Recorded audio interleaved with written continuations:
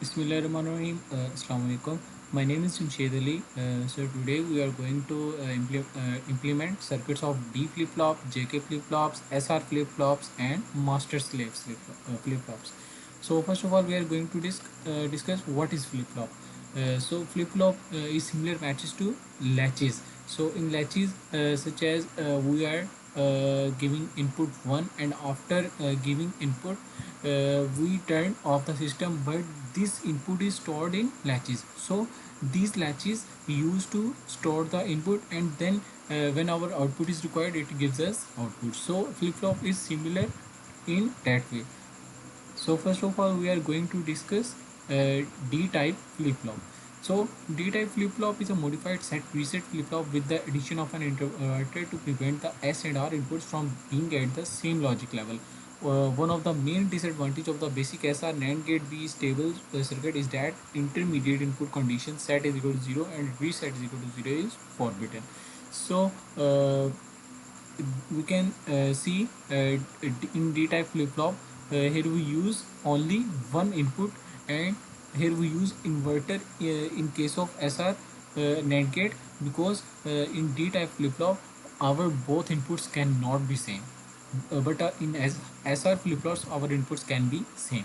So JK flip-flop is the most versatile of the basic flip-flops. It has the input following character of the clock D flip-flop, but has two inputs traditionally labeled J and K. If J and K are different, then output Q takes the value of J at the next clock edge.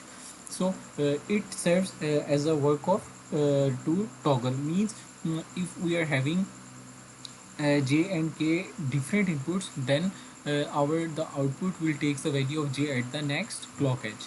So now we are going to discuss our master slave flip flops. So master slave flip flops is constructed with the help of D flip flops or SR flip flops. So here we can use SR flip flop or D flip flop, such as if we are using D flip flops. So the output of master flip flop act as an input to our slave flip flop, and the output of slave flip flop will get us with the help of all of our D type flip flops. So now our task is that we are going to implement circuits of D flip flop, JK flip flop, SR flip flop, and master slave flip flop. So now we're going to move towards our Proteus circuit simulations. Now you can see here, this is the SR flip flop circuit simulation of on our Proteus circuit. So now you can see here, here are two inputs labeled as S and R, which are connected to our NAND gates, and the second input of our NAND gate, first NAND gate, and the first input of our NAND gate is connected to our clock, which is randomly changes at after every interval, and output of these two NAND gates is connected to the input of another two NAND gates, whose output is connected to the second input, while the second NAND gate output is connected to our second input of first NAND gate, and these outputs are getting with the help of LEDs.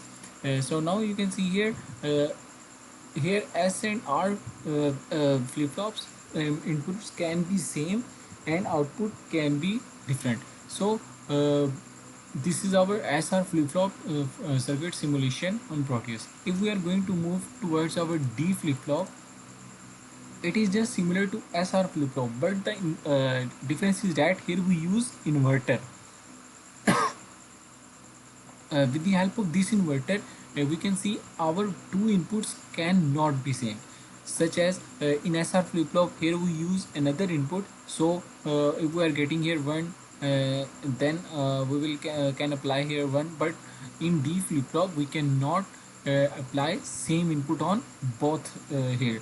So with the help of this inverter, our and the second input is always different. So with the help of this, we are getting these outputs on our LEDs, and these LEDs are grounded with the help of resistor having resistance 100 ohm.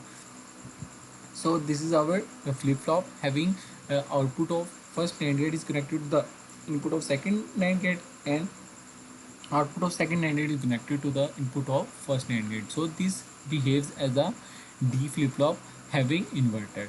So if we are going to move towards our JK flip-flop, it works as a system of toggle, means uh, if we are inverting our clock, means at every interval our clock changes, then our output in this case is changes. It means here we use three input NAND gates and two inputs AND gates.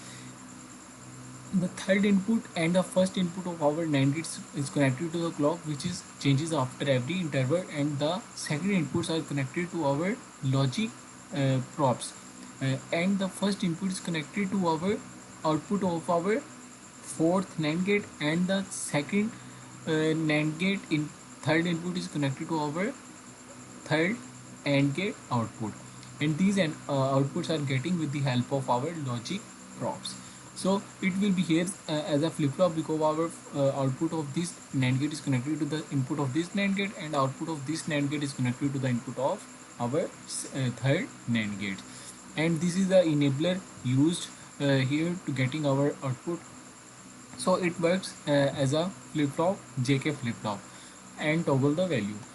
So now we are going to move towards our last flip flop, which is our master slave flip flop. Now you can see here, this is our master slave flip flop.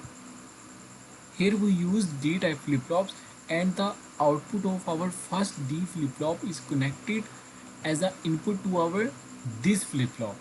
Means our output of master slave flop is connected to our slave flip flop.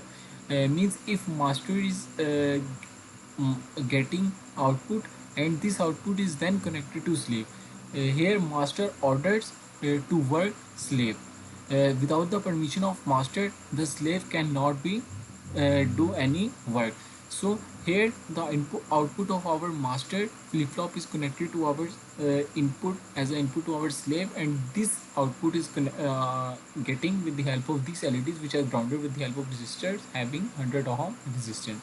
So this is our master slave flip flop combination. Here we use inverter that our values cannot be same in this case. So our output is connected as an input to the slave, and which we get output with the help of slave. So this is the master slave flip flop combination with the help of D flip flop. So that's all the simulations such as D flip flop, SR flip flop, JK flip flop, and master slave flip flop on Proteus simulation. So that's all from my side. Jazakallah.